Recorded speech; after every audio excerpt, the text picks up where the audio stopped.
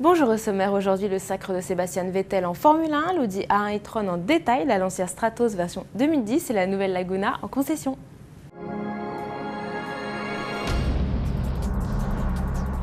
Il n'a que 23 ans et hier, Sebastian Vettel a remporté son premier titre de champion du monde de Formule 1. L'Allemand avait signé la pole position sur le circuit de la Yas Island et n'a pas quitté la tête durant les 55 tours du Grand Prix d'Abu Dhabi.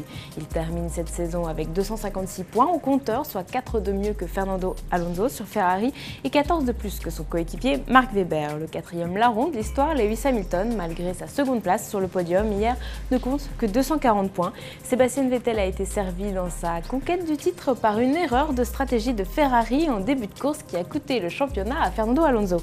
Mais c'est surtout son talent et une force incroyable en fin de saison qui lui ont permis, malgré quelques erreurs de jeunesse cette saison, de devenir le plus jeune champion du monde de l'histoire de la Formule 1. Avec le Q5 hybride et la R8 e-tron, Audi dévoile dans le détail la A1 e-tron, la version électrique de la citadine. Alors pour le moment, ce modèle n'est encore qu'un prototype en phase de test dans le sud de l'Allemagne, mais il préfigure de futures voitures de série zéro émission.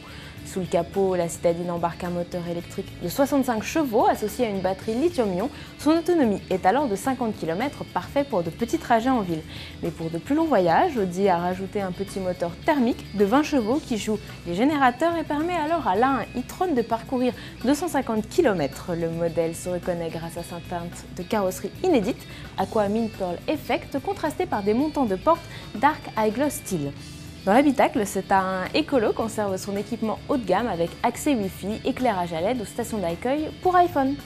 On l'attendait sur le mondial, elle arrive finalement mi-novembre, voici la Stratos version 2010. Son propriétaire, le milliardaire allemand Michael Stoschek, a reçu cet exemplaire unique la semaine dernière, venu tout droit des ateliers de Pininfarina. Alors cette Stratos, qui attention n'est pas badgée Lancia, a pour base un châssis de Ferrari F430 avec seulement 1148 kg sur la balance. Sous le capot, Pininfarina a placé un V8 4,3 litres de plus de 500 chevaux. Ce modèle unique sera présenté à la presse dans 15 jours sur le circuit du Castellet.